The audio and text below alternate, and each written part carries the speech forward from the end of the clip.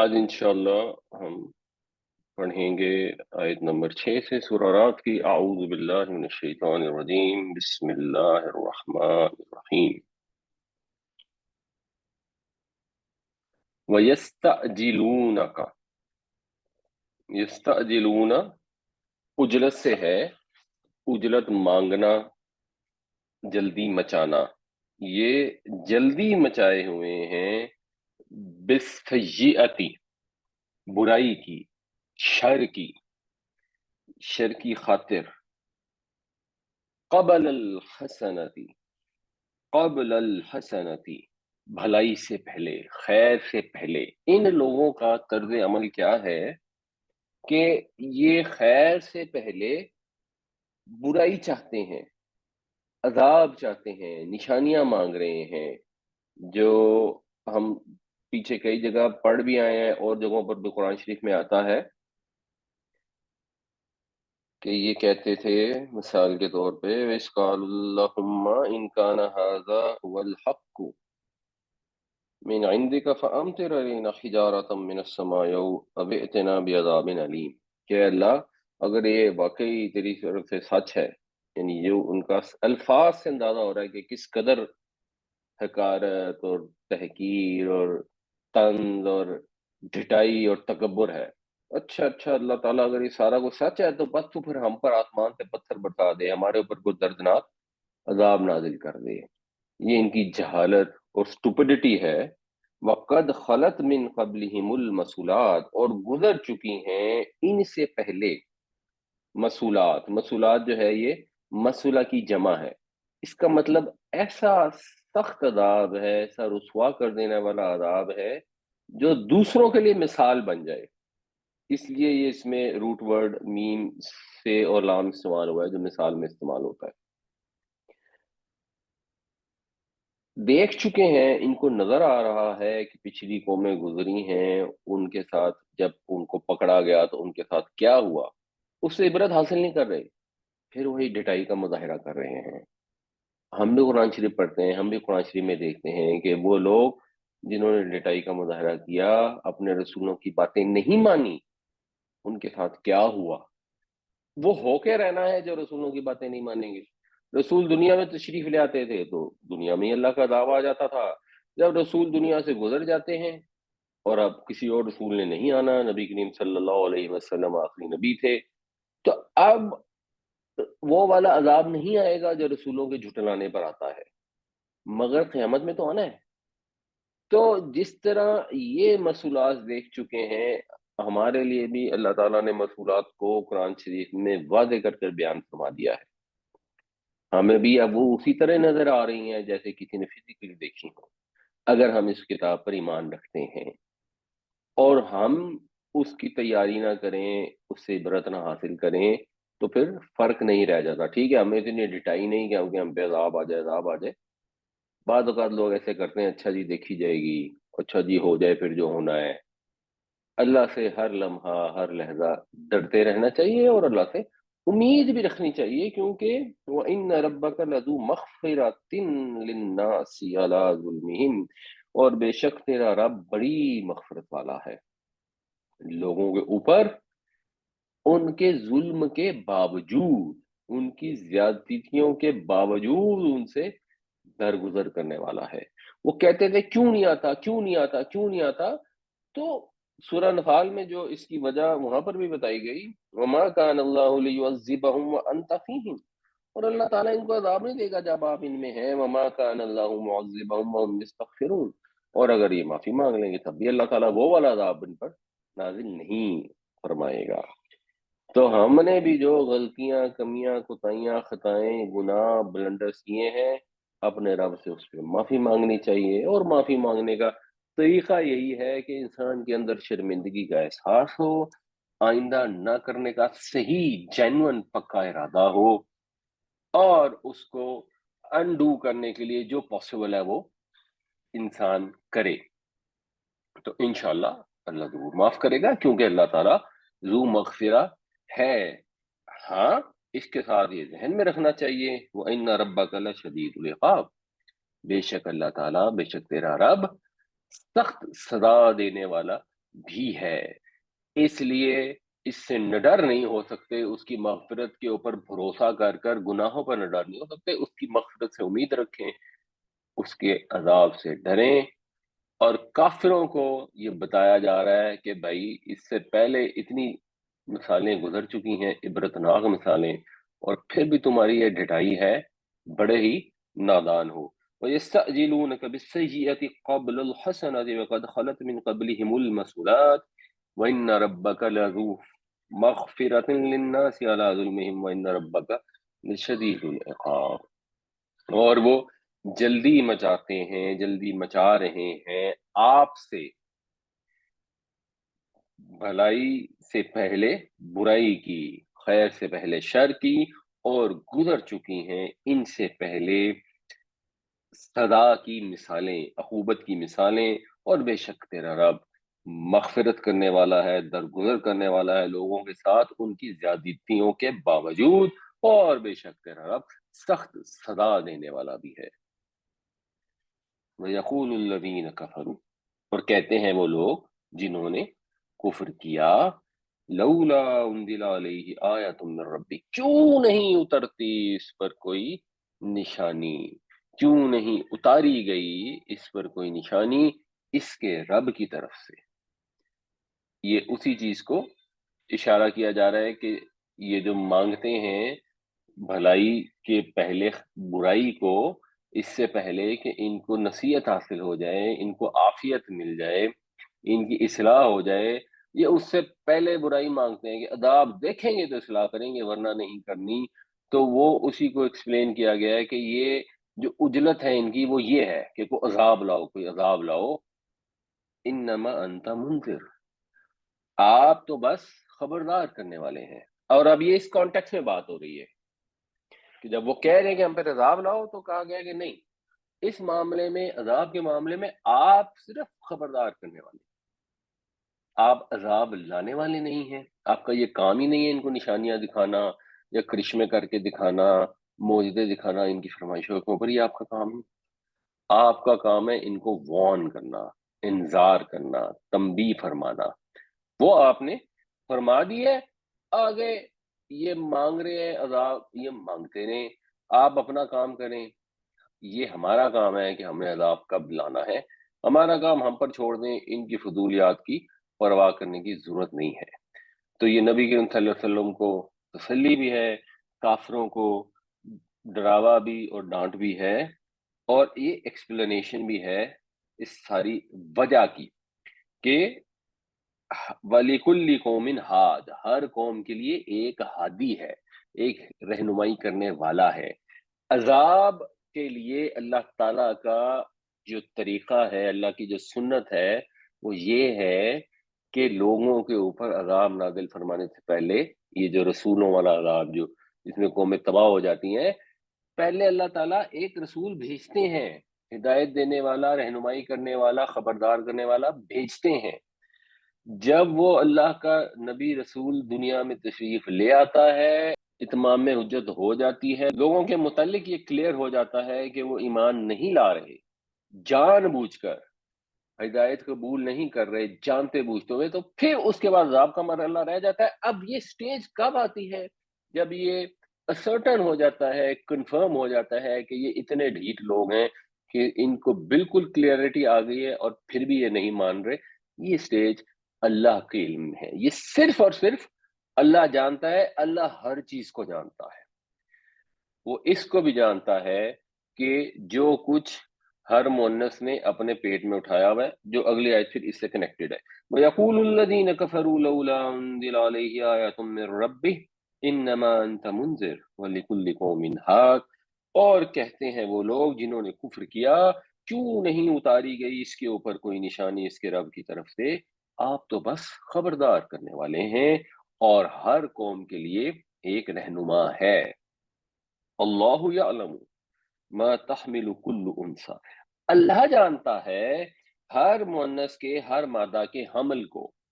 وما تغیض الارحام وما تزداد، تغیض کا مطلب ہوتا ہے کسی چیز کو کم کرنا یا کم ہونا، یہ لازم متعدی دونوں میں آتا ہے۔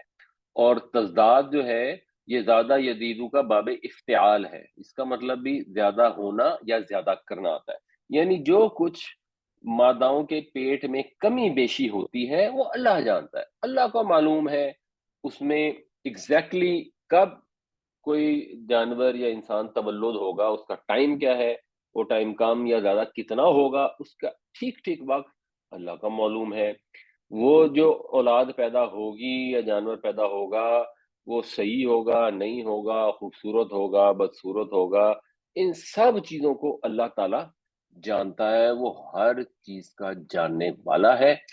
بالکل اسی طرح وہ اس چیز کا جاننے والا ہے کہ عذاب کب آئے گا، اور اس چیز کا جاننے والا ہے کہ قیامت کب آئے گی، جو ان لوگوں کے لیے عذاب بنے گی جنہوں نے رسولوں کی بات نہیں مانی جب رسول دنیا میں موجود نہیں تھے، آنی ہے۔ اور نبی کریم صلی اللہ علیہ وسلم جب تشریف لے آئے تھے تو اب عذاب نازل ہونا تھا اگر لوگ ان کی بات نہ مانتے، ایز اے نیشن،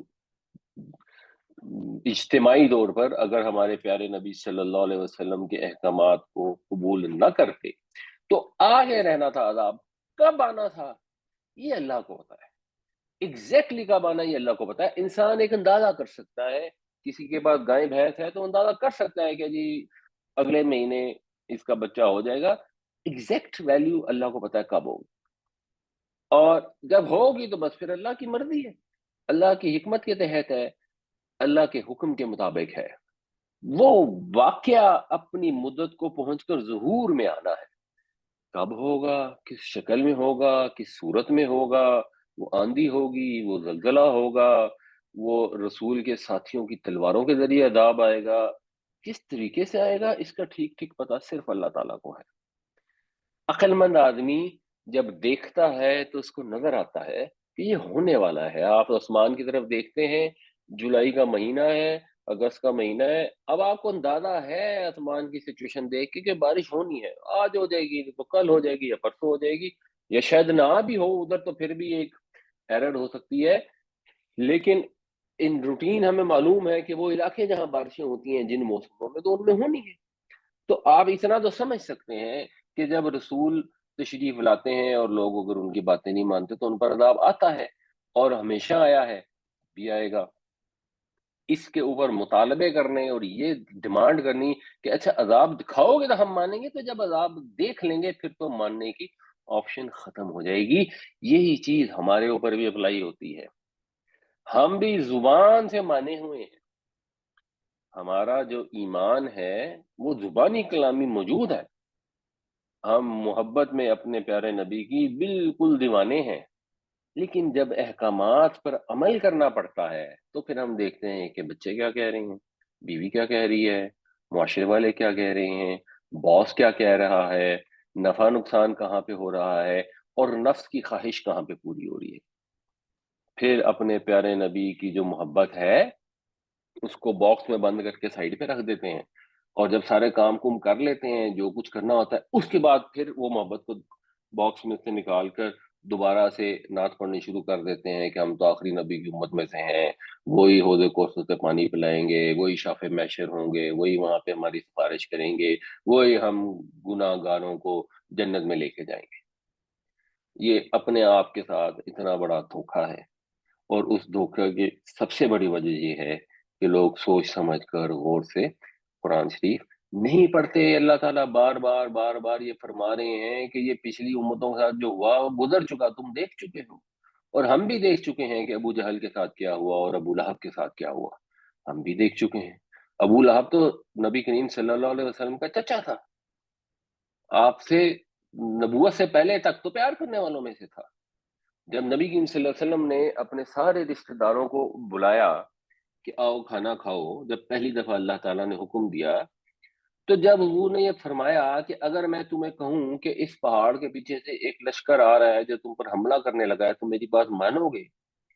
تو سب نے کہا کہ کیوں نہیں مانیں گے، آپ نے تو ہمیشہ سچ ہی بولا ہے، آپ جو کہیں گے سچ ہی ہوگا۔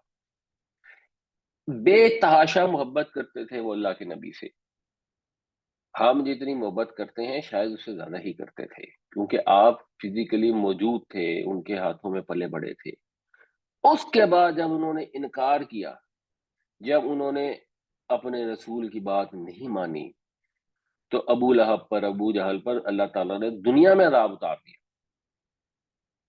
تو ہم کہیں گے ہم باتیں تو نہیں مانیں گے لیکن ہم محبت کے بل پہ پار لگ جائیں گے، یہ عیسائیوں کا عقیدہ ہے۔ عیسائی کہتے ہیں کہ گاڈ از لو، تو بس تم خدا سے اور خدا کے بیٹے سے نعوذ باللہ محبت کرنی شروع کر دو، وہ تم سے جواب میں محبت کرے گا اللہ اللہ خیر صلی اللہ، اس کے بعد جو مرضی کرتے جاؤ، ہاں نیک عمل کرنا کوئی بات نہیں، کر لو، اس سے تمہارے ذرا درجات بلند ہو جائیں گے، تمہیں ذرا جنت میں تھوڑا سا اونچا مقام مل جائے گا، نہیں بھی کرو گے تو تم نے حضرت عیسیٰ کو مان لیا تو بس اینڈ آف دا اسٹوری، بات ختم۔ یہ تو عیسائیوں کا عقیدہ ہے۔ یہ محبت والا عقیدہ وہ ہے جس میں انسان کے حواس گم ہو جاتے ہیں، اس کی عقل کام کرنا بند کر دیتی ہے، اس کو کہتے ہیں دول۔ جو محبت میں اتنا زیادہ انفلوئنس ہو جائے کہ وہ رستے سے بھٹک جائے۔ اس سے تو ہم نے اپنے رب سے دعا مانگی ہے کہ یا اللہ ہمیں اس سے بچانا، اور ہر نماز میں دعا مانگتے ہیں کہ یا ہمیں یہودیوں کے طریقے پہ چلنے دینا جو اتنے ڈھیڑ تھے کہ ان کے اوپر بار بار تیرا غضب ہوا، اور نہ ہمیں عیسائیوں کے طریقے پہ چلانا جن میں ویسی ڈٹائی نہیں ہے، ان کے دل نرم ہے، وہ بنیادی طور پر اندر سے اچھے لوگ ہیں لیکن ان میں محبت کی ایکسس ہو گئی اور وہ گمراہ ہو گئے۔ تو نہ تو ہمیں ان کے طریقے پہ چلانا نہ ان کے پہ چلانا، غیر المغضوب علیہم ولا الضالین۔ یہ تو ہم اللہ سے ہر نماز میں دعا مانگتے ہیں، اس کے بعد پھر عملاً یا گفتگو میں وہی بار بار گفتگو کرنی شروع کر دیتے ہیں۔ تو محبت اپنے نبی سے، اپنے رسول سے، اپنے دین سے بالکل ہونی چاہیے، لیکن اس کے اندر گمراہی کی حد تک نہیں نکلنا چاہیے۔ اپنے رب کے بھیجے ہوئے احکامات کو، اپنے نبی پاک صلی اللہ علیہ وسلم کی تعلیمات کو بڑی محبت اور عقیدت سے سمجھنا چاہیے، غور کرنا چاہیے اور ان کے اوپر عمل کرنا چاہیے۔ اس کے بعد کمیاں کوتاہیاں ہوں گی تو اللہ تعالیٰ انشاءاللہ معاف کرنے والا ہے۔ وَكُلُّ شَيْءٍ عِندَهُ بِمِقْدَارٍ، اور اس کے ہاں ہر چیز کی ایک مقدار ہے، ایک اندازہ ہے، ایک تعداد ہے۔ تو ہر چیز ایک اندازے کے مطابق ہے، اس کا ایک لگا بندہ ضابطہ ہے، معین پیمانہ ہے، اس کے مقرر اوقات ہیں۔ لوگوں کی جلد بازی کرنے سے اللہ تعالیٰ نے وقت سے پہلے عذاب نہیں لے آنا۔ اور تصور کریں قریش مکہ کی فرمائشوں پہ اگر عذاب آ جاتا اور قریش سارے تباہ ہو جاتے اور نبی کریم صلی اللہ علیہ وسلم اور ان کے ساتھی بچا بھی لیے جاتے، تو یہ جو ساری دنیا میں اسلام پھیلا ہے یہ کیسے پھیلا؟ اور وہ جو اتنے سارے لوگ تھے جن کی اصلاح ہو گئی اور وہ بے شمار پکے اور کٹے کافر جو تھے وہ صحابہ کرام میں تبدیل ہو گئے، وہ کیسے ہوتے؟ یہ صرف ہمارے رب کی برداشت اور تحمل کی وجہ سے ہے، اور یہ ہمارے نبی پاک صلی اللہ علیہ وسلم کی قربانی کی وجہ سے ہے کہ جتنا وقت زیادہ گزرا، جتنے ٹائم کی ڈیوریشن جو الانگیٹ ہوئی، نبی کریم صلی اللہ علیہ وسلم نے اتنی تکلیفیں اٹھائیں، اتنی پریشانیاں برداشت کی، اتنے مسائل کا سامنا کیا، اور ایفرٹ کرتے رہے کہ کسی طریقے سے لوگ جہنم سے بچ جائیں۔ اور پھر اللہ نے کرم کیا اور میجورٹی ان لوگوں کی جو تھی وہ جہنم سے بچ گئی اور بہت اعلیٰ عرفہ مقام پر فائز ہو گئی۔ یہ اللہ تعالیٰ کی حکمت کا پھر ایونچولی ظہور ہوتا ہے۔ اس وقت جو لوگ نیک ہوتے ہیں ان کے اندر بھی یہ خواہش ہوتی ہے کہ یا اللہ یہ اتنے ظالم لوگ ہیں، ان پر عذاب آئے اور کام ختم ہو۔ لیکن جیسے ہم نے پیچھے سورہ یوسف میں بھی دیکھا، اللہ تعالیٰ کے کاموں کی جو حکمت ہے بعض اوقات وہ بہت سالوں بعد جا کر سمجھ آتی ہے۔ تو ہماری اتنی کیپیسٹی نہیں ہے کہ وہ ساری حکمتوں کو ہم انکمپس کر سکیں، سمجھ سکیں۔ جب ہم نے یہ مان لیا کہ اللہ ہمارا رب ہے، نبی کریم صلی اللہ علیہ وسلم ہمارے رسول ہیں، قرآن اللہ کی کتاب ہے، اب ہمارا کام یہ ہے کہ ہمیں جو حکم دیا گیا ہے ہم اس کے اوپر عمل کریں، جو ایفرٹ ہمارے بس میں ہے وہ پوری ایفرٹ کریں اور پھر اللہ پر بھروسہ رکھیں۔ اللہ یعلم ما تحمل كل انثى وما تغيض الارحام وما تزداد وكل شيء عنده بمقدار۔ اللہ جانتا ہے ہر مادہ کے حمل کو اور جو کچھ گھٹتا بڑھتا ہے رحموں میں، اور اس کے ہاں ہر چیز ایک اندازے کے مطابق ہے۔ عالم الغیب والشہادہ، وہ جاننے والا ہے غائب کا بھی اور حاضر کا بھی۔ الکبیر المتعال، وہ کبیر ہے، عظیم ہے، بڑا ہے، متعال ہے، علی شان ہے۔ متعال جو ہے یہ عین لام اور واو، علا یعلو کا مطلب ہوتا ہے بلند ہونا۔ اس سے پھر جو باب تفاعل بنتا ہے نا، اس سے بھی ہم ایک لفظ استعمال کرتے ہیں باب تفاعل سے، وہ لفظ ہے تعالی، تعال یا تعالی۔ تو وہ جو تعالی ہے اس کا مطلب ہوتا ہے دوسروں سے بلند، اور اس کا پھر اس میں فاعل بنے گا متعالم، جو پھر فلو میں متعال بن جاتا ہے، اس کا مطلب بہت زیادہ دوسروں سے بلند۔ تو اللہ تعالیٰ سب سے بلند ہے، سب سے بڑا ہے، اور سب چھپے اور کھلے کو جاننے والا ہے۔ اس کی باتوں کو، اس کے علم کو، اس کی حکمت کو، اس کے منصوبوں کو اپنے محدود تھوڑے سے علم سے ناپنے کی کوشش نہ کرو۔ وہ اپنے ارادوں کو، اپنی سکیموں کے بھیدوں کو خود ہی جانتا ہے۔ ہم اس میں سے اتنا ہی جان سکتے ہیں جتنا وہ ظاہر کر دے، جتنا وہ ہمیں انفارم کر دے، جتنا علم وہ ہمیں عطا کر دے وہ ہمیں مل جائے گا۔ ادروائز ہمارا علم انتہائی محدود ہے، اور اس کا علم جو ہے وہ لامحدود ہے، تو اس کو پتا ہے کہ کب یہ واقعہ ہوگا۔ عالم الغیب والشہادۃ الکبیر المتعال، وہ غائب و حاضر سب کا جاننے والا عظیم اور عالی شان ہے۔ سواء منکم، برابر ہے، سوا یسوی ہموار ہونا، برابر ہونا، اسی سے پھر خط استوا بھی بنتا ہے، اکویٹر۔ برابر ہے تم میں سے من اسرا،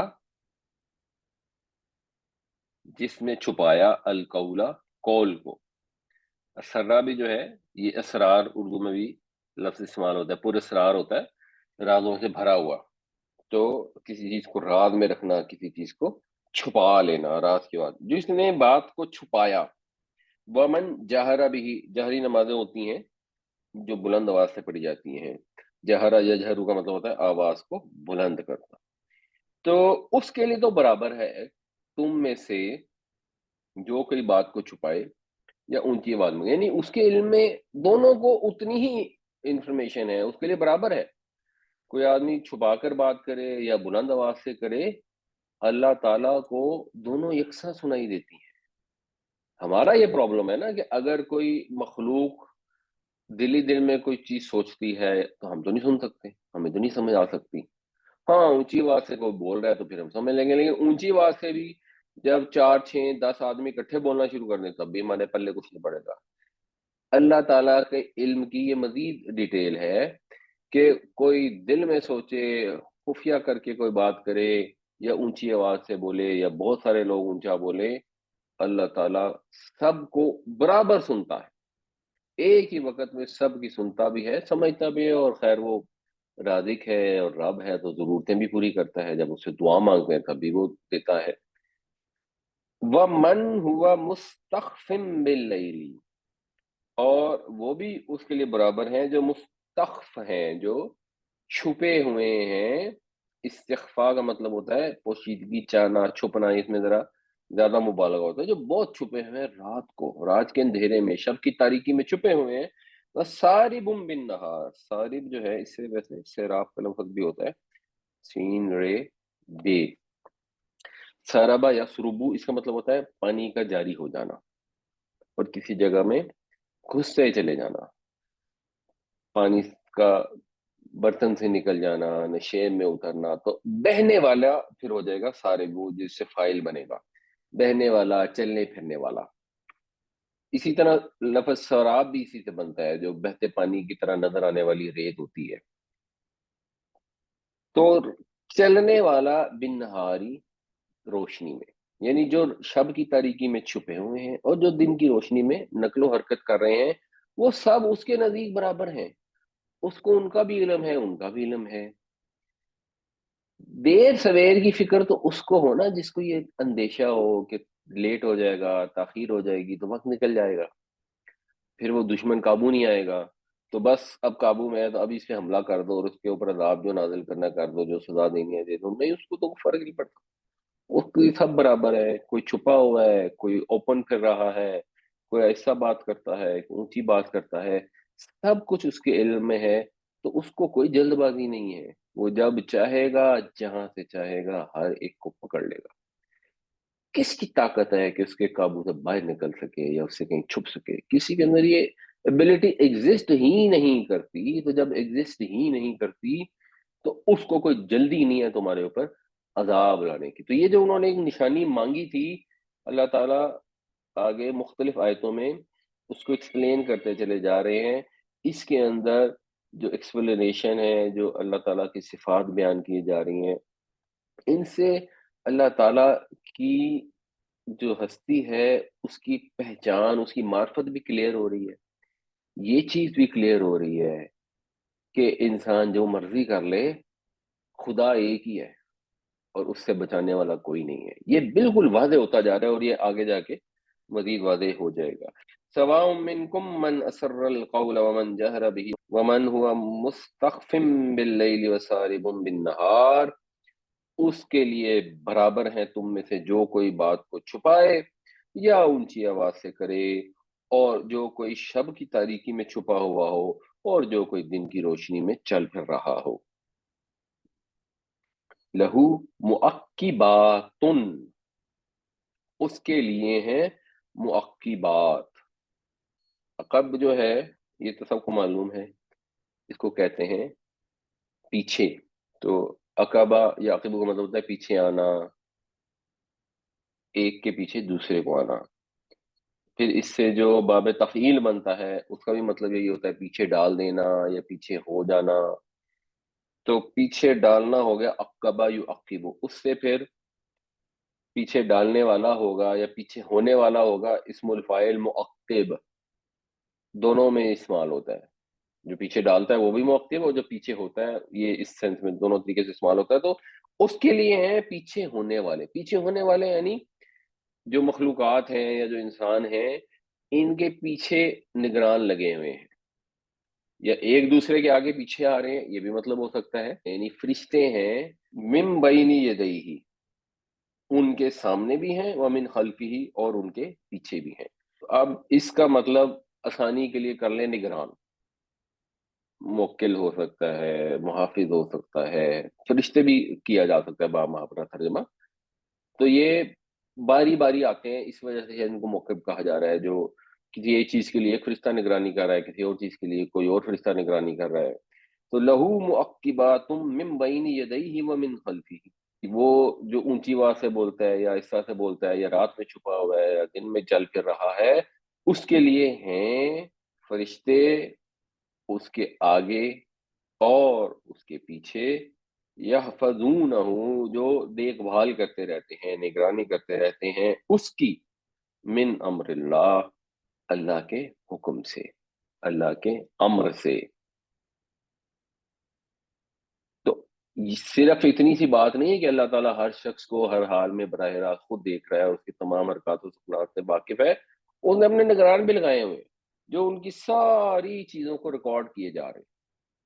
تو جب وقت آئے گا، اس وقت وہ ریکارڈ سامنے پیش کر دیا جائے گا، اور جس کو پھر عذاب دینا ہوگا وہ عذاب دے دیا جائے گا۔ یعنی اللہ تعالیٰ کو اس کی ضرورت نہیں ہے، لیکن یہ بھی ایک اللہ نے اپنا نظام قائم کیا ہوا ہے کہ اس نے ہر شخص پر اپنے فرشتے بطور پہرہ دار مقرر رکھ کیے ہوئے ہیں، اور یہ فرشتے اللہ کے امر میں سے ہیں، یہ اپنی مرضی سے تو کچھ نہیں کر رہے، یہ اللہ کے حکم کے مطابق ہیں، اور ہر شخص کے قول و فعل کی، اور ہر قول و فعل کی نگرانی کرتے ہیں۔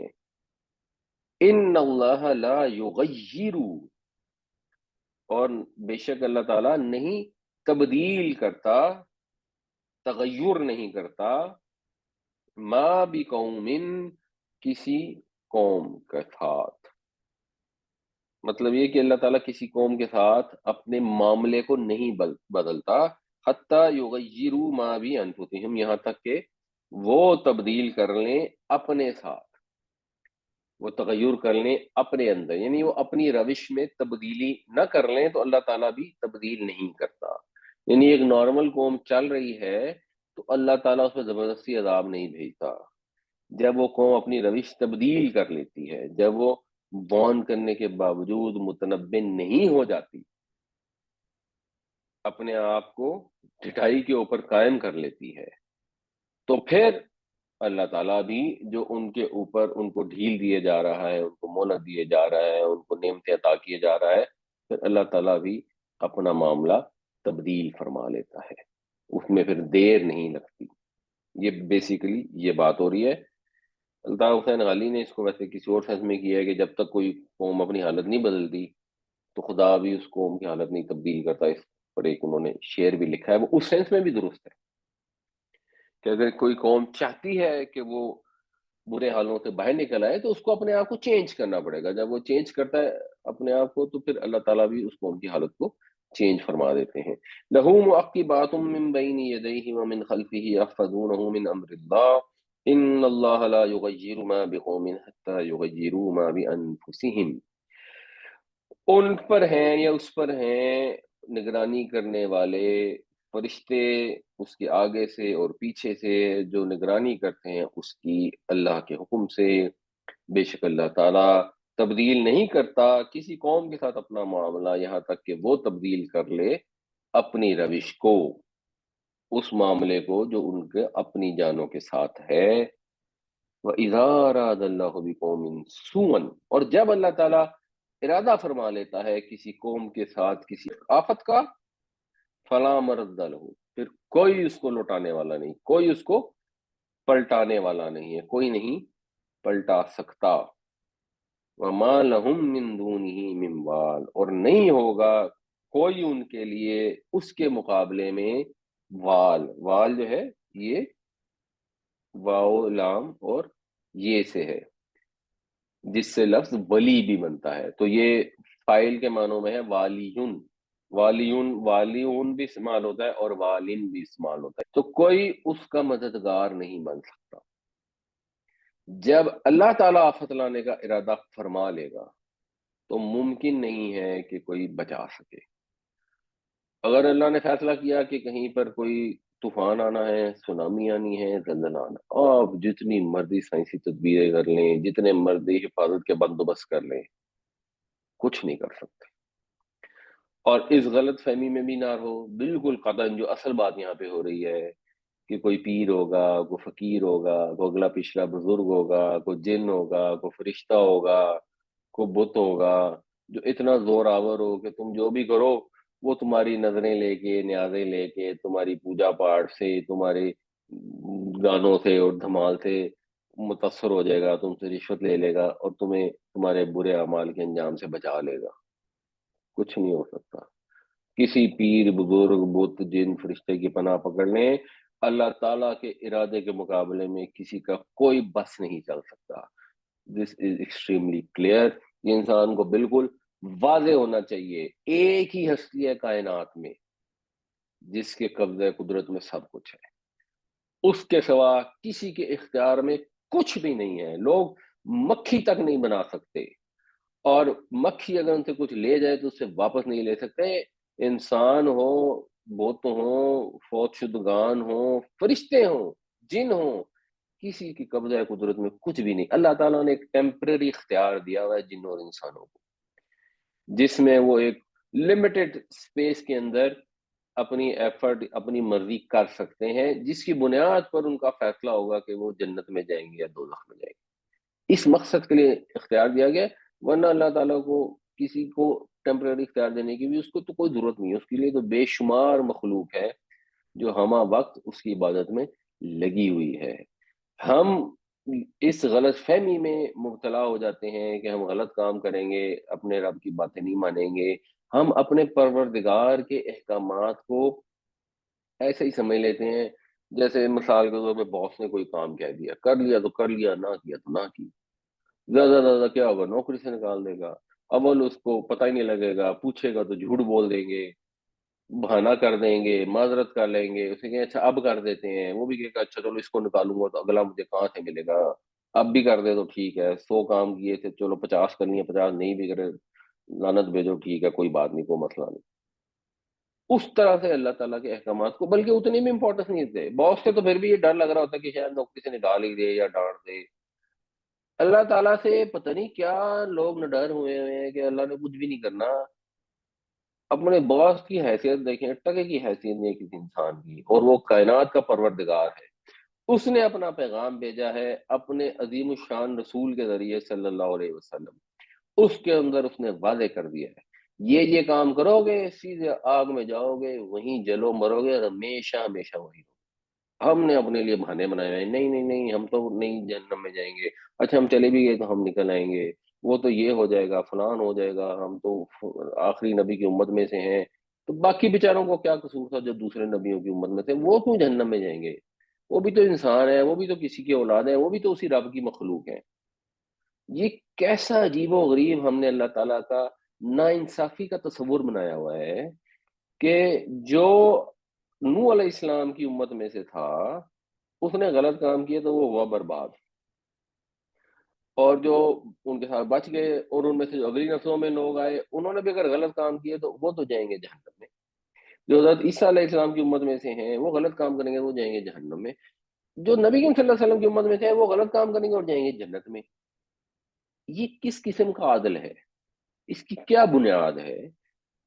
اگر اپنے رب کے متعلق یہ خیال ہے کہ نعوذ باللہ وہ ایسی نا انصافی کا مظاہرہ کرے گا کہ بائی چانس ایک آدمی پیٹر جان کے گھر میں پیدا ہو گیا تو وہ جہنمی، اور بائی چانس ایک بندہ عبد الرحمان کے گھر میں پیدا ہو گیا تو وہ جنتی، تو یہ اس کے لیے قرآن شریف میں ایک لفظ استعمال ہوتا ہے یہودیوں کے متعلق، وَمِنْهُمْ أُمِّيُّونَ لَا يَعْلَمُونَ الْكِتَابَ إِلَّا أَمَانِيَّ، اور ان میں سے امی لوگ ہیں، ان پڑھ لوگ ہیں، وہ کتاب پڑھتے ہی نہیں ہیں، اس کتاب کے معاملے میں کم از کم ان پڑھ ہیں، اور وہ کتاب میں سے کیا جانتے ہیں؟ صرف اپنی تمنائیں جانتے ہیں، جو دل کی خواہشیں ہیں وہ ڈھونڈ ڈھانڈ کے کہیں آدھی پونی آیت نکال کے کوئی حدیث کو جوڑ کے اس سے اپنی دل کی خواہشوں کو انہوں نے ایک تصویر بنا رکھی ہے۔ اور انفارچونیٹلی ہمارے ہاں جو زیادہ تر واعظ حضرات ہیں انہوں نے بھی وہی تصویریں پیش کی ہوئی ہیں کہ اللہ تو پیار کرنے والا ہے، اللہ محبت کرنے والا ہے، یہ کر لو وہ کر لو، یہ اس رستے پہ نکل پڑو، یہ اتنی تسبیحاں پڑھ لو، اتنے نفل پڑھ لو، یہ فلاں جگہ پہ جا کے دیگ بانٹنا دو تو بس پھر یہ ہو جائے گا۔ وہ جو صحیح احادیث میں جو فضائل کی جنہیں وہ بھی درست ہیں وہ بھی بتانی چاہیے، اور جو پکڑ کی باتیں ہیں وہ بھی بتانی چاہیے۔ آدھا سچ جب آپ بتاتے ہیں تو وہ پھر آپ باقی آدھے کو تو چھپا لیتے ہیں، جب باقی آدھے کو چھپا لیتے ہیں تو پھر وہ عمل بن جاتا ہے جو قرآن شریف میں منع کیا گیا ہے۔ تکتمون الحق کا، تم حق کو چھپاتے ہو۔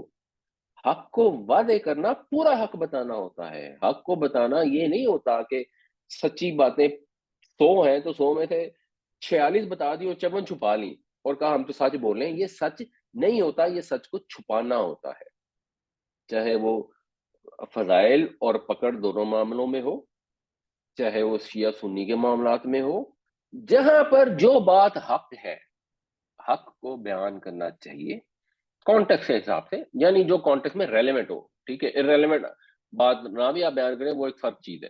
وَإِذَا أَرَادَ اللَّهُ بِقَوْمٍ سُوءًا فَلَا مَرَدَّ لَهُ وَمَا لَهُم مِّن دُونِهِ مِن وَالٍ، اور جب اللہ تعالیٰ ارادہ فرماتا ہے کسی قوم کو کوئی آفت دینے کا تو کوئی اس کو ٹال نہیں سکتا اور کوئی بھی ان کا مددگار نہیں ہے اس کے مقابلے میں۔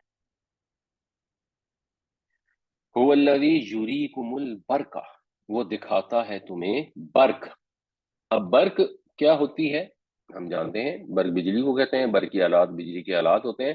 عربی زبان میں ویسے 3 الفاظ استعمال ہوتے ہیں آسمان پر جو بارش وغیرہ اور بادل آتے ہیں، اور اردو میں بھی ہم ٹو سم ایکسٹینٹ ان کو شاید استعمال کرتے ہیں، برق تو ڈیفینیٹلی کرتے ہیں۔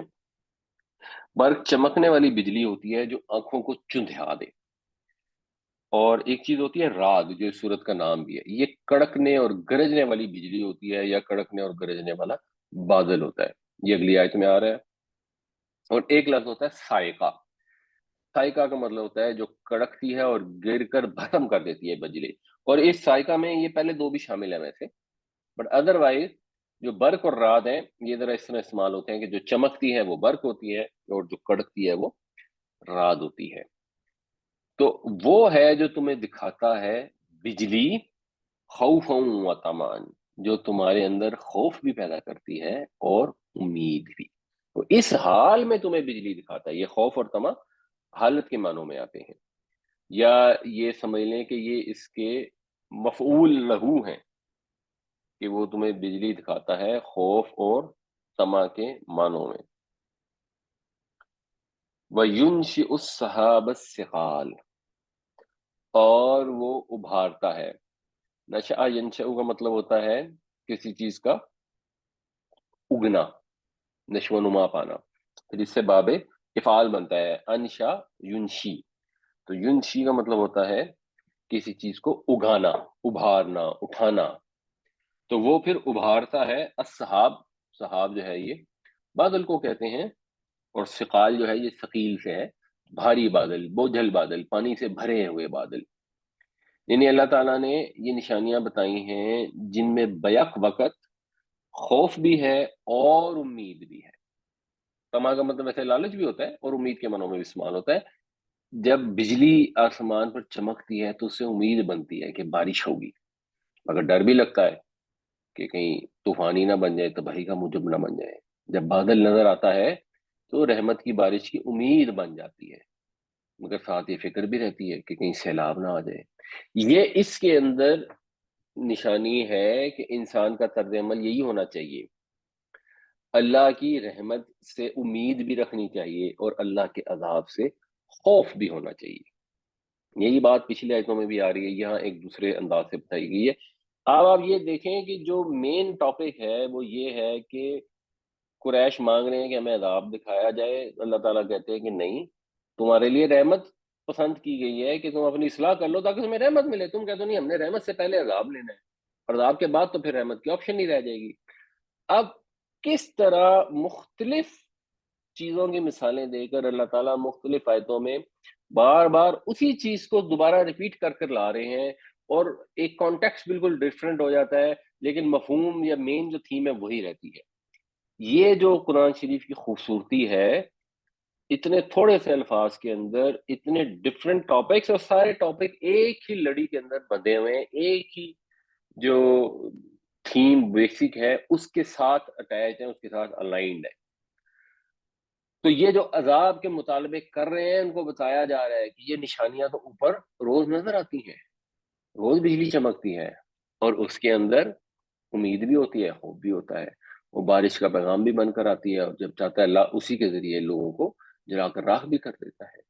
بادل روز اٹھتے ہیں، نظر آتے ہیں، اکثر رحمت کی گھٹا بن کر برستے بھی ہیں، اور طوفان نوح بن کر بھی برس پڑتے ہیں۔ تو یہ نشانیاں تو نظر آ رہی ہوتی ہیں۔ مزید نشانیاں کیوں مانگ رہے ہو؟ ان نشانیوں سے رحمت مانگو۔ جو قرآن کی آیتیں ہیں ان میں نشانیاں ہیں، رحمت کی بھی ہیں، عذاب کی ہیں۔ عذاب سے اللہ کی پناہ چاہو، رحمت کی خاطر ایفرٹ کرو تاکہ وہ رحمت اللہ تعالیٰ تمہیں عطا فرمائے۔ هو الذی یریکم البرق خوفا وطمعا وینشئ السحاب الثقال، وہی تو ہے جو دکھاتا ہے تمہیں بجلی جو خوف بھی پیدا کرتی ہے اور امید بھی، اور ابھارتا ہے پانی سے بھرے ہوئے بادلوں کو۔ وَيُسَبِّحُ الرَّعْدُ، اور تسبیح کرتی ہے رعد، بجلی کی گرج یا بجلی کی کڑک اللہ کی تسبیح کرتی ہے، بحمدہ، اس کی حمد کے ساتھ۔ تو دو چیزیں ہوتی ہیں جن سے کسی چیز کو آپ لاجک کے تحت، منطق کے تحت ڈیفائن کرتے ہیں۔ ایک ہوتی ہے جامع، ایک ہوتی ہے معنی، یعنی کون سی چیز کسی چیز ہستی کے اندر موجود ہے اور کون سی اس میں نہیں ہے، یہ پوری ہستی کو، پرسنالٹی کو ڈیفائن کرتی ہیں اگر آپ یہ ایٹریبیوٹس اس کے بتا دیں۔ تو یہاں حمد اور تسبیح میں بھی یہی ہے۔ حمد کا مطلب ہے کسی کی تعریف بیان کرنا، اس کی خوبیاں بیان کرنا جو اس کے اندر ہیں، اور تسبیح کا مطلب ہے کسی کی پاکی بیان کرنا، جو چیزیں ان میں نہیں ہیں ان کا انکار کرنا، یعنی یہ کہنا کہ اللہ تعالیٰ ہر کمی کوتاہی سے پاک ہے۔ ویسے یہ جو سین بے ہے نا، سبحہ یسبح، اس کا مطلب ہوتا ہے سوئمنگ کرنا، تیراکی کرنا۔ جب انسان سوئمنگ کر رہا ہے، اگر وہ پانی میں ہے تو سوئمنگ کرنے سے وہ پانی کی سطح پر برقرار رہتا ہے۔ اس سے پھر جو باب تخیل بنتا ہے وہ بنتا ہے کسی کو اس کی سطح پر برقرار رکھنا۔ تو اللہ تعالیٰ کی ایک ہستی کا ایک مقام ہے، اس مقام پر اللہ تعالیٰ کو بیان کرنا، یہ تسبیح ہے۔ مثال کے طور پر اللہ تعالیٰ کو اولاد کی ضرورت نہیں ہے، تو یہ کہنا کہ اللہ کا کوئی اولاد نہیں ہو سکتی، نہ ہے نہ ہوگی، نہ اس کو جنا گیا نہ وہ جنم دیتا، یہ اللہ کی پاکی بیان کرنا ہے۔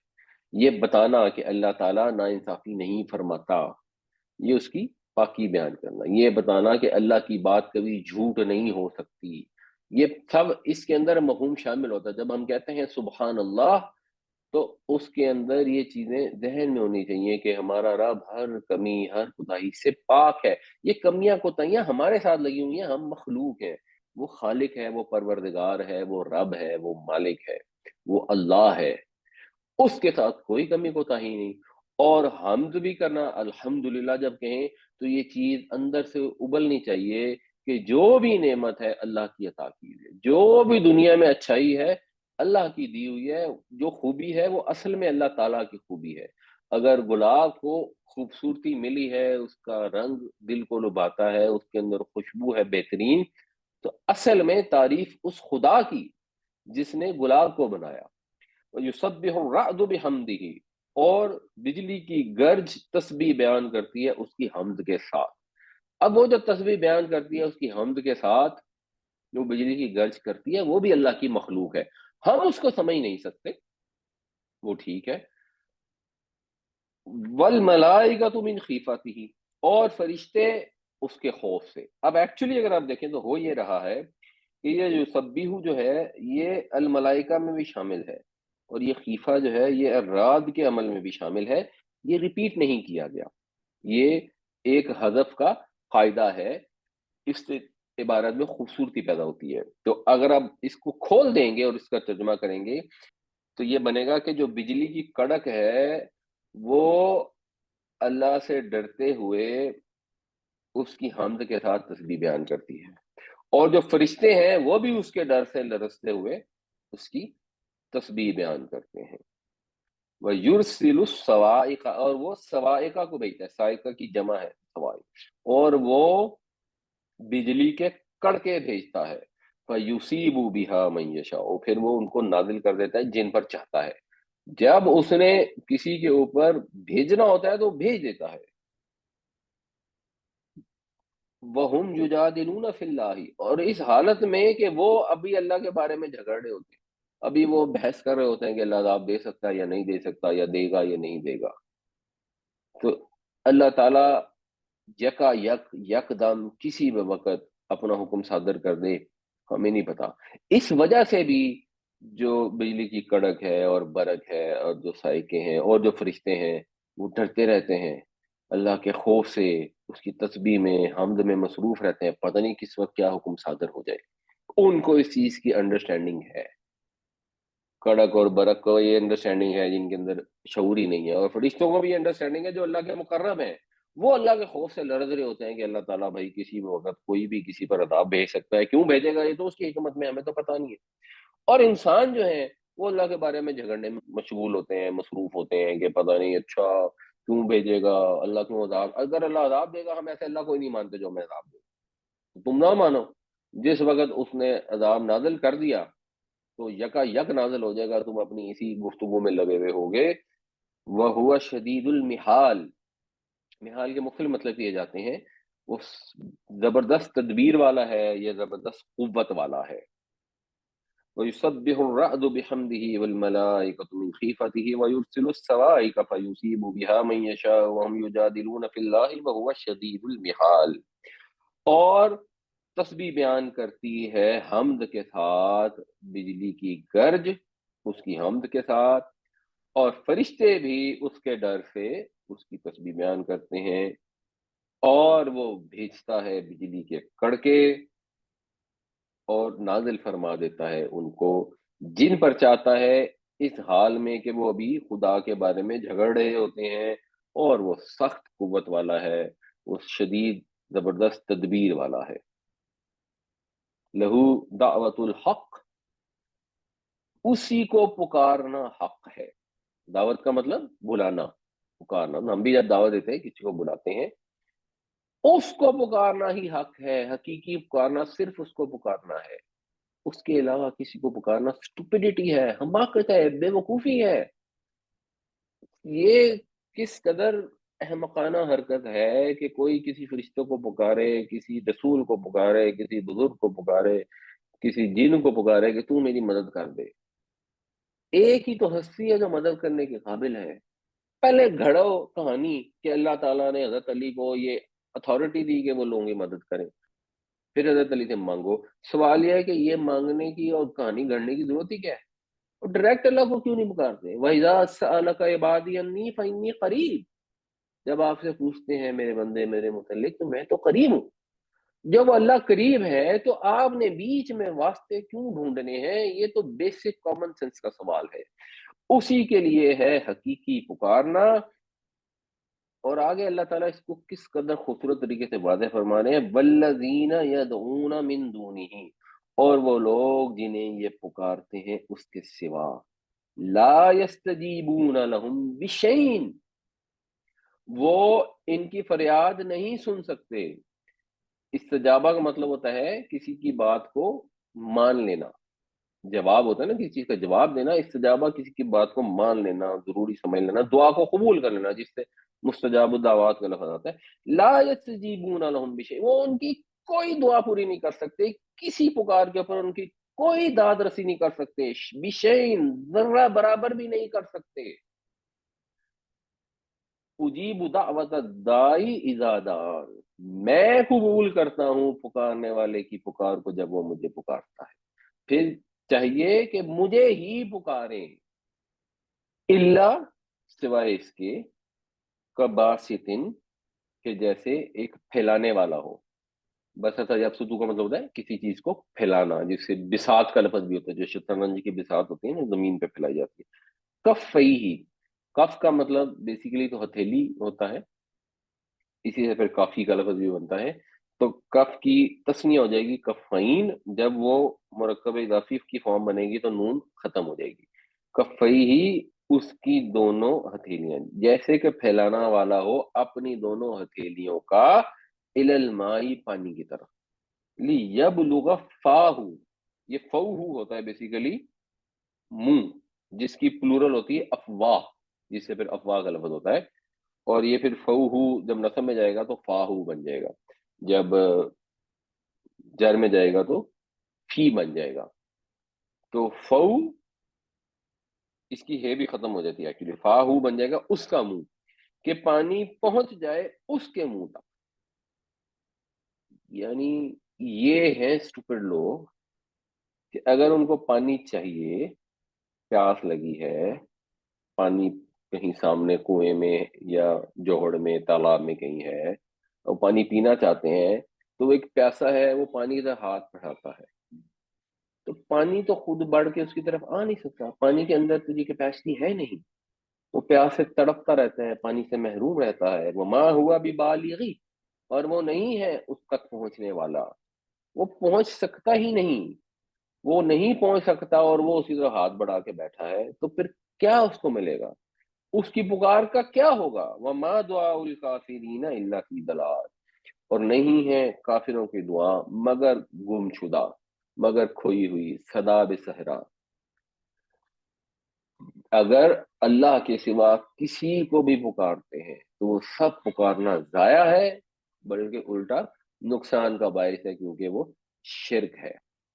खुदा के सिवा दूसरे माबूदों के साथ आसरा लगा रखा है। उस बुनियाद पे अल्लाह को भी चैलेंज कर रहे हैं, कहते हैं अच्छा ले आओ रसूल को, कि अगर अजाब है तो ले आओ, हमारे बुत हमें बचा लेंगे, अगर कोई अजाब आ भी गया तो।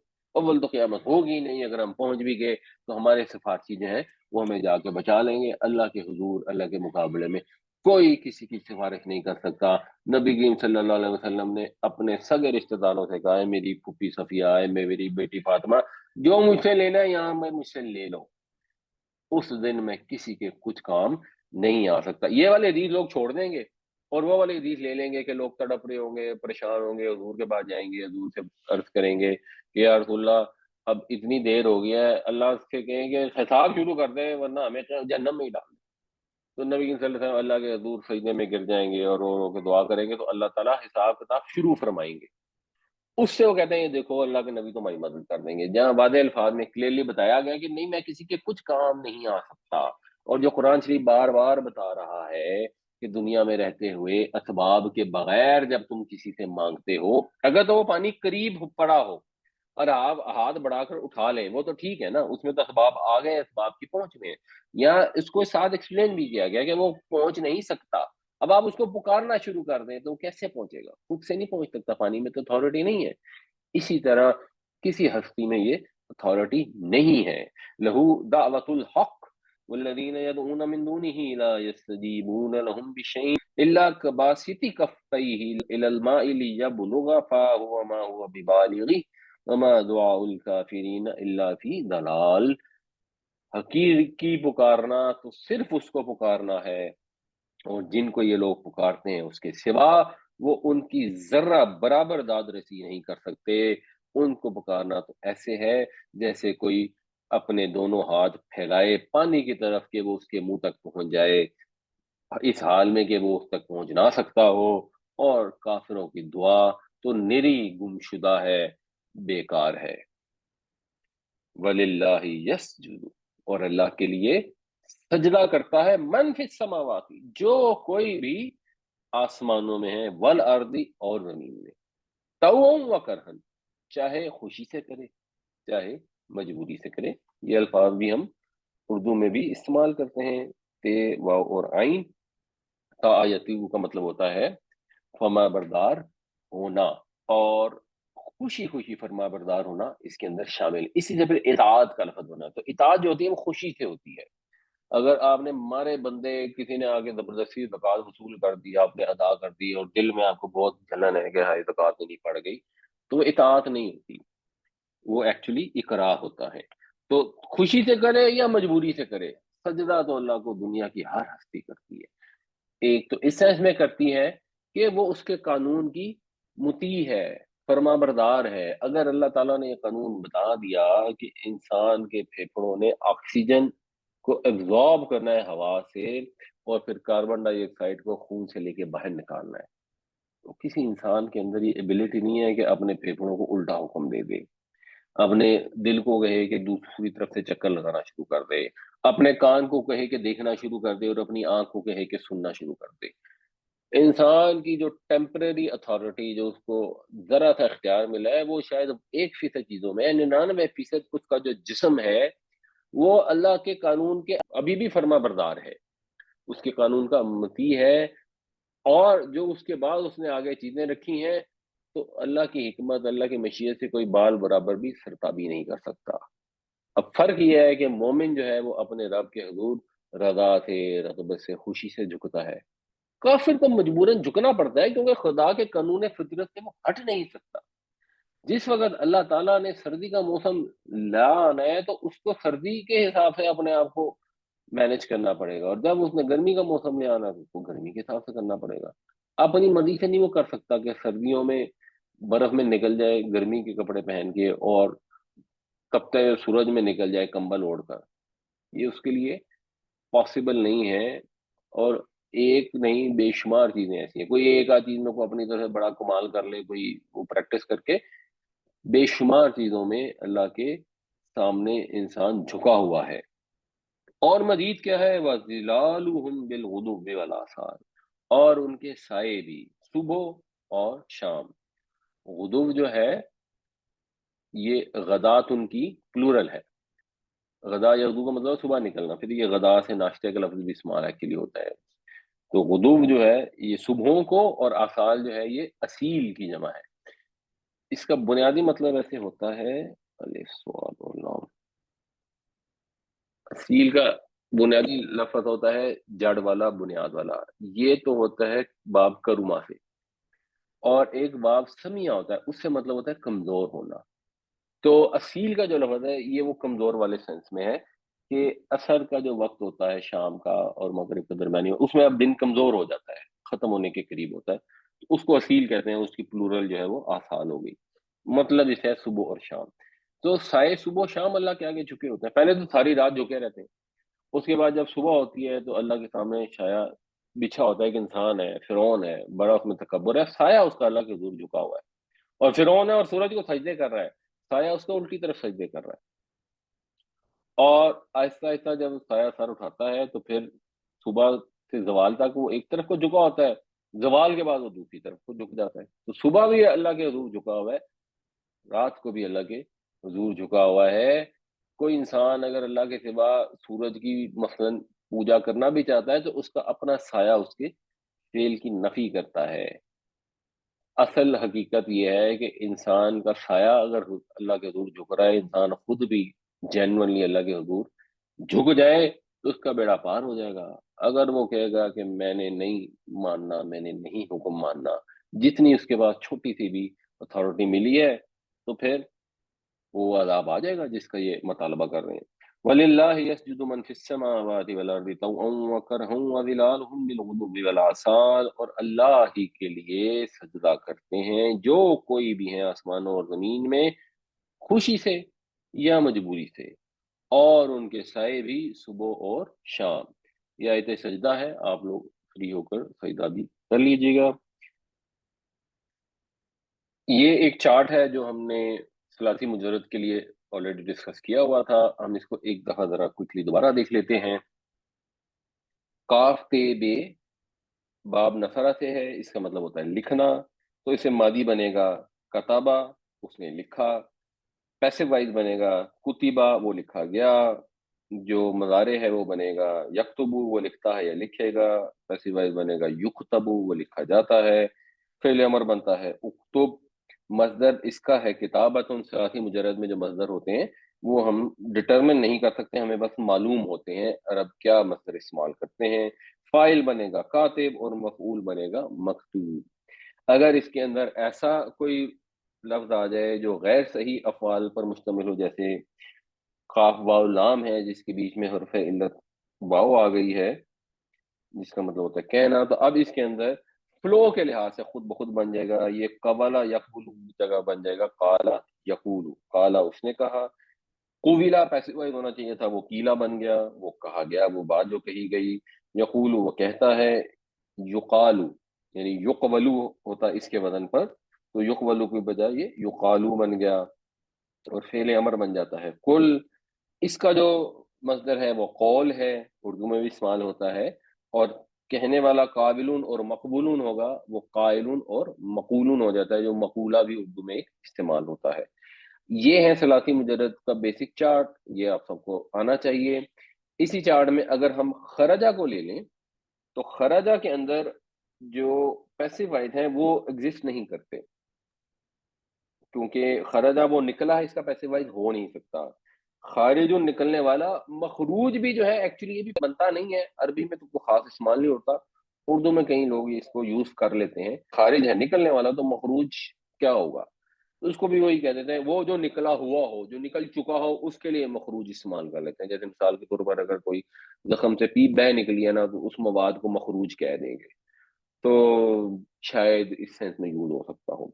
इससे जो बाब इफ़ाल था उसके हमने कुछ पार्ट कर लिए थे, माजी मज़ारे अखरजा युखरिजू और इखराज, जो उसका मस्दर है। फाइल और मफूल भी हमने कर लिया था, मुखरिज और मुखरज। अब इसके तीन चीजें रह गई हैं, तो बड़ा आसान है। कतबा से बना कुतिबा, तो अखरजा से इसी वजन पे बनेगा उखरिजा। ये याद करने की जरूरत नहीं, आपने बस ये याद कर लिया तो इससे अब आपने खुद ही रिलेट कर लेना। इसी तरह यकतुबु से बना युक्तबु, तो युखरिजू से बन जाएगा युखरजू। तो ये दो जो है ये भी पूरे हो गए। अब पीछे रह जाएगा आपका फेले अमर।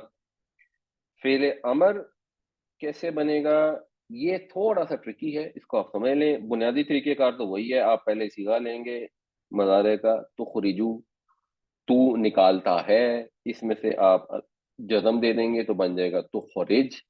उसमें से फिर आप अलामत मजारा हटा देंगे तो वो बन जाएगा खुरिज। अब इसके पीछे अगर अलिफ तो लगानी पड़ेगी, अगर वो जेर वाली अलिफ लगाएंगे ना तो वो इखरिज बन जाएगा, वो इजरिब के वजन पे बन जाएगा, वो तो है कंफ्यूजिंग। तो बाब इफ़आल में क्या होता है, ये लैंग्वेज डेवलप इस तरह हुई है अल्लाह की तरफ से, कि इसमें जो अलिफ लगता है वो हमजा असली लगता है अखरिज, और ये पीछे से जब अगर जोड़ा भी जाए तो ये खत्म नहीं होता, ये अपनी जगह रहता है। अगर अस्लिमू है और पीछे वाओ आ गया तो वस्लिमू नहीं होता, व अस्लिमू ही रहता है। ये एक फर्क आपने मद्देनजर रखना है। तो इसको भी अगर आप इसमें कर लें तो ये आपका चार्ट पूरा हो गया।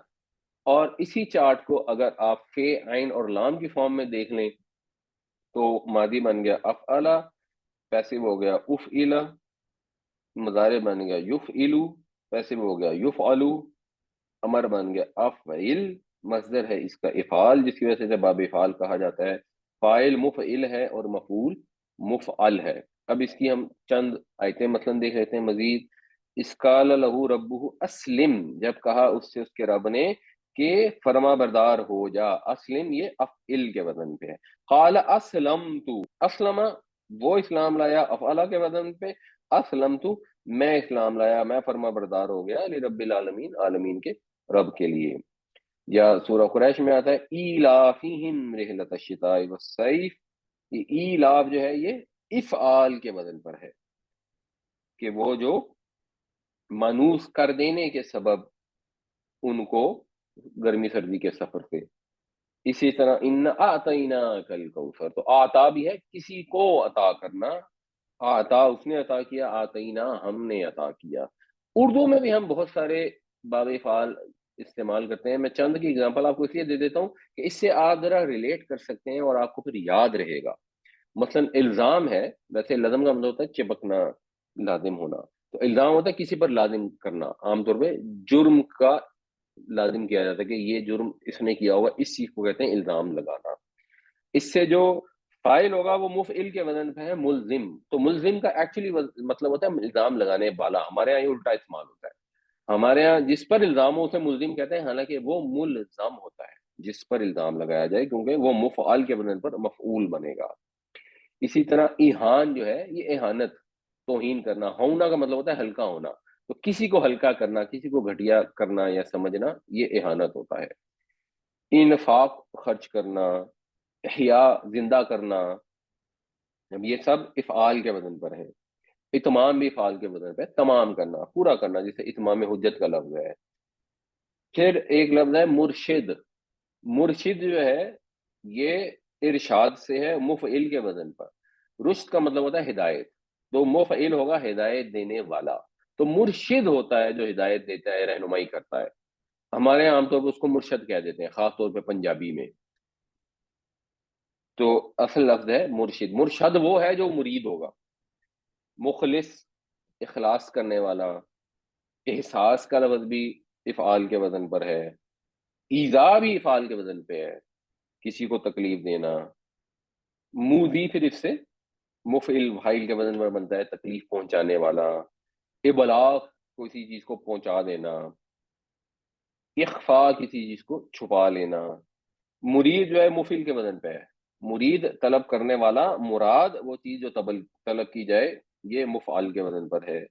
پھر اسراف یہ بھی افعال کے وزن پر ہے۔ پھر مطیع یہ بھی مفعل کے وزن پر ہے، اطاعت کرنے والا۔ تو یہ اردو میں ہم یہ اور بے شمار دوسرے الفاظ استعمال کرتے ہیں، ان الفاظ پر غور کیا کریں کہ یہ باب افعال سے اگر تعلق رکھتے ہیں تو آپ اسے ریلیٹ کر کے باب افعال کے جو یہ اوزان ہیں، خاص طور سے اس کا مصدر، فاعل اور مفعول، اردو میں کیونکہ بہت استعمال ہوتے ہیں، آپ کو یہ یاد رکھنا آسان ہو جائے گا، آپ کی انڈرسٹینڈنگ بہتر ہو جائے گی، اور پھر قرآن شریف میں جب وہ الفاظ آئیں گے تو آپ بڑی آسانی سے پہچان لیں گے۔ اب اس کی پریکٹس کر لیتے ہیں۔ آپ نے اس میں بتانا ہے جہاں پر بھی باب افعال استعمال ہوا ہے وہ کہاں استعمال ہوا ہے، اس کا کیا مطلب بنتا ہے، اور اگر آپ اس کا روٹ بھی بتا سکیں گے تو اس سے بھی بہت فائدہ ہو جائے گا۔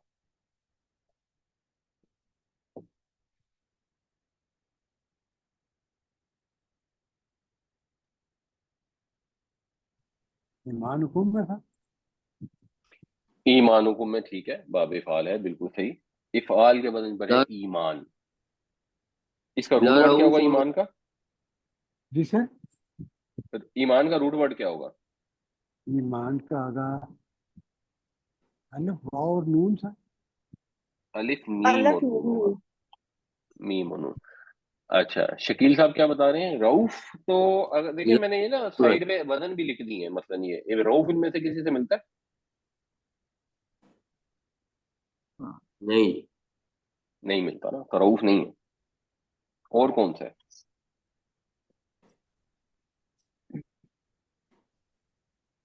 ناس، ناس سے، ناس کس سے بن ملتا ہے ان میں؟ ناس تو بن ناؤن ناس، اچھا بن اور اس میں کہیں نہیں، کوئی نہیں۔ نہیں ایک اور ہے، دیکھیں رحیم، دیکھیں یہ سارے وزن جو ہے نا میں نے یہ سائڈ پہ لکھ دیے آپ کی آسانی کے لیے۔ رحیم ان میں سے کس سے ملتا ہے؟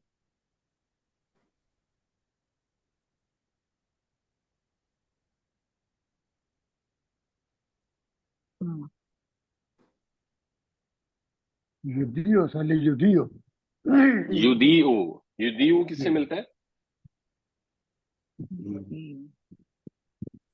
इधर से भी देख के बता सकते हैं, इधर से भी देख के बता सकते हैं। युदियु किससे मिलेगा?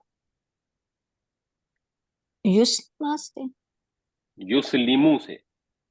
युस्लिमु, तो इसका रूट, जी इसका रूट क्या होगा? बाद ये ज़ाद ये आइन, ऐन, ज़ुआद ये ज़ाद। आइन, जिससे जाया होने का लफ्ज होता है। तो जा यदि होता है बेकार होना, अदा युदियु होता है किसी को बेकार करना। अल्लाह ताला तुम्हारे ईमानों को जाया नहीं करेगा, बेशक अल्लाह ताला बड़ा रऊफ है, बड़ा रहीम है। अच्छा जी, इसमें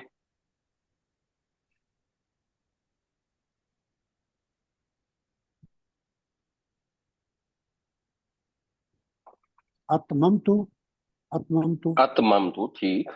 अतममतु का रूट क्या होगा?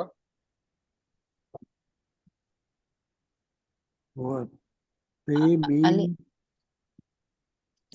ते meme अतममतु, meme meme, meme meme. तम्मा यतिम्मु का मतलब होता है किसी चीज का पूरा होना। अतम्मा युतिम्मु का मतलब होता है किसी चीज को पूरा करना। अतम्मा उसने पूरा किया, अतममतु मैंने पूरा किया। यानी असल में ये था अतममा, अतममा अतम्मा हो गया, और अतममा से जब वाहिद का मुतकल्लिम का सीगा बना तो बन गया अतममतु, मैंने पूरी कर दी तुम पर अपनी नेमत। इसके अलावा कहीं है? अकमलतु, अकमलतु। अकमलतु अकमलतु का रूट क्या होगा? काफ मीम और लाम। लाम, काफ मीम और लाम। तो कमुला यकमुल का मतलब होता है मुकम्मल होना। तो उससे फिर बाबे फाल क्या बनेगा? अकमलतु, अकमला, यानी अगर हम दो बुनियादी सीगे बने करें तो क्या बनेंगे? अकमला उसने मुकम्मल किया, और मजारे का सीगा यकमलु, युक युक युकमिलु। युकमलु, युकमिलु। युकमिलु, असलमा युस्लिमु के वजन पे बनेगा ना, असलमा जी, युस्लिमु से अकमला युकमिलु, युस्लिमु, और इसका वो क्या बनेगा मसदर? इकला, इकला, इकमाल बनेगा। इकमाल, ठीक हो गई, अच्छा जी।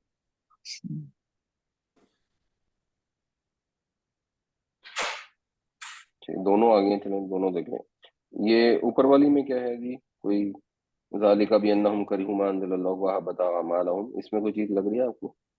अंजला, अंजला, बिल्कुल ठीक। अंजला का क्या मतलब है? सलामा अंजलल्लाहु, नाजिल किया। नाज, उसने नाजिल किया। इसका मुजारे क्या ने होगा? नाज़िल किया। नज़ला, नहीं, नज़ला तो माजी है।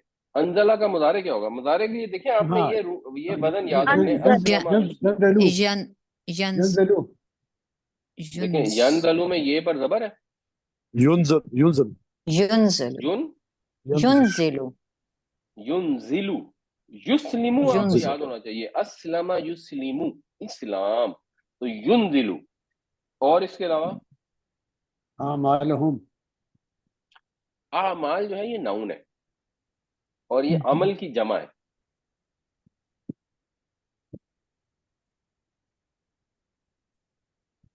अहबता फअहबता, आहबता, अहबता, आहबता।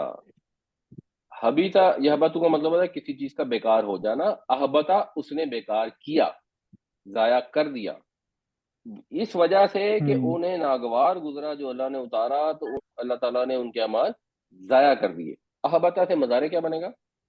युहबितु, युहबत, युहबितु, युहबितु। और इससे बितु, मसदर क्या बनेगा? मस्तर,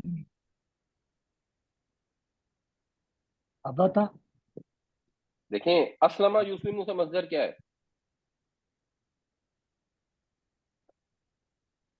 इस्लाम, इस्लाम, इस्लाम है ना। तो अहबता इस्लाम, युहबितु से मसदर क्या होगा? एहबात, इहबात, एहबात, एहबात, एहबात, बिल्कुल ठीक। अच्छा, इसमें क्या है? कोई आ रहा है बाबे फाल नजर? नहीं, है इसमें, गौर से देखें। यु युसिर्रु, अच्छा, युसिर्रु कैसे बनेगा? इसका रूट क्या होगा? स्वाद रे रे, रे रे स्वाद सिर्रु रे रे। स्वाद रे रे से बाबे फाल के फिर सीगे क्या बनेंगे? पहला क्या बनेगा, यानी मादी क्या बनेगा? सिर्रु देखे ना, मादी का सीगा क्या है, ध्यान में लाएं। पहला सीगा क्या है मादी का, जो हमने याद किया है, अस्लमा। दर अस्लमा से अस्लमा क्या बनेगा? Use युसिरु अस्लमा Sirru. असर मादी का सीगा भी यून है ना अच्छा माजी का जी। ये हो गया जी असर। असर्रा यानी असररा है, असर असररा फ्लो में बन जाएगा असर्रा। असर और ठीक है इससे जो मजारे का सीगा है वो क्या बनेगा? User Sirru. युसर्रु। यानी युसलिमु के बदल में बना युसरिरु, वो बन गया युसर्रु। और उसकी प्लूरल क्या होगी?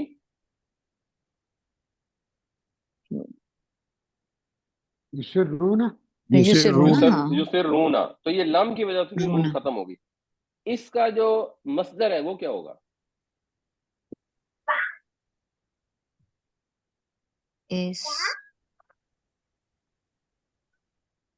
असरु इसरर अस्लमा युस्लिमु का मस्दर क्या होता है? इस्लाम इस्लाम। तो इस्लाम असरारा युसरिरु का मस्दर क्या होगा? इसरार, जो अब्दुल मजीद साहब ने बताया। तो अब ये इसरार इसरार आप इससे मस्दर निकाल सकते हैं। अब आप जब मस्दर निकाल लेंगे ना, तो आपके लिए तर्जुमा करना बहुत आसान हो जाएगा कि वलम युसरु का मतलब क्या है। और जिन्होंने नहीं इसरार किया अपने किए के ऊपर, जानते बूझते हुए, उस पे ढीठों की तरह अड़े नहीं रहे। अच्छा जी, आखिरी इसमें कहीं नजर आ रहा है बाद इफ़आल जनाफान जनाफन। अगर आप बता रहे हैं तो ये इन सारों में से किससे मिलता है? नहीं मिलता। इसमन असलहा फासलहा असलहा असलहा। असलहा ठीक है। असलहा का रूट क्या होगा? स्वाद लाम है स्वाद लाम है स्वाद लाम है। स्वाद लाम है से माजी तो यहाँ पे आ गया असलहा, उसने इस्लाह की, किसी चीज को दुरुस्त किया। सलाह यसलह का मतलब होता है दुरुस्त होना। असलहा का मतलब हो गया दुरुस्त करना। इसका मजारे क्या होगा? युस्लिहु युस्लिहु युस्लिहु। और इससे मस्दर क्या होगा? इस्लाह इस्लाह इस्लाह। तो असलहा बैनहुम, बस उसने इस्लाह कर दी उनके दरमियान। इसके अलावा कोई नजर आ रहा है बाब इफ़आल?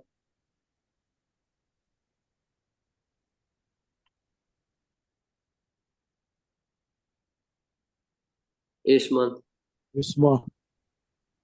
इसमन किससे मिलता है?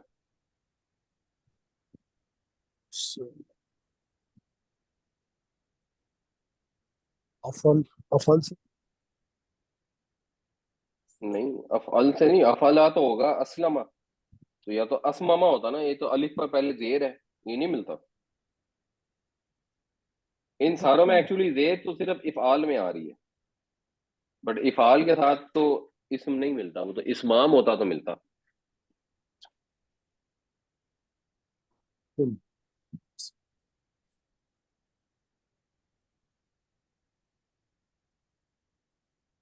क्यों जी अब्दुल मजीद साहब, फिल आपको से कुछ लगा. नजर आ रहा बैनहुम सोच रहा हूँ लेकिन भाई? मुझे कुछ नजर नजर बैनहुम नहीं आ रहा। बैना हम में तो दूर दूर तक बाब इफ़आल नहीं है। बैन तो खाफा वैसे ही एक वो खाफा जो है 3 लेटर्ड है, सलासी मुजरद है। ये बस जो डरा। मूसिन मूसिन मूसिन। मूसिन का रूट क्या होगा, अंदाजा लगा सकता है? वाव स्वाद स्वाद वाव स्वाद और ये वसा यसी का मतलब होता है किसी चीज की ताकीद हो जाना। इससे बाब इफ़ाल बनेगा, क्या बनेगा? औसा यूसी, किसी को ताकीद करना, वसीयत करना। तो औसा यूसी हो गया वसीयत करना। तो मूसिन क्या है? असल में ये मूसीयुन है। तो मूसीयुन क्या बनेगा, क्या कैसे बना वाव स्वाद ये से? ये मुफ्इलुन के वजन कैसे मुफ़इलुन के वजन पे, तो ये इसका क्या बनेगा, फाइल बनेगा मफूल बनेगा? मफूल सॉरी मफाइल है जी फाइल है। तो पस जिसको हम्म। अंदेशा हो मूसी से वसीयत करने वाले से किसी जानिबदारी का या गुनाह का, तो उसने उनमें इस्लाह कर दी, तो उस पर कोई गुनाह नहीं। अल्लाह ताला हमें कुरान पढ़ने, समझने, उस पर अमल करने की तौफीक अता फरमाए, औरंगजेब साहब का हाथ कबूल फरमाए, और हम सब को अपने फरमा बरदार बंदों में शामिल करें। आमीन या रब्बल आलमीन।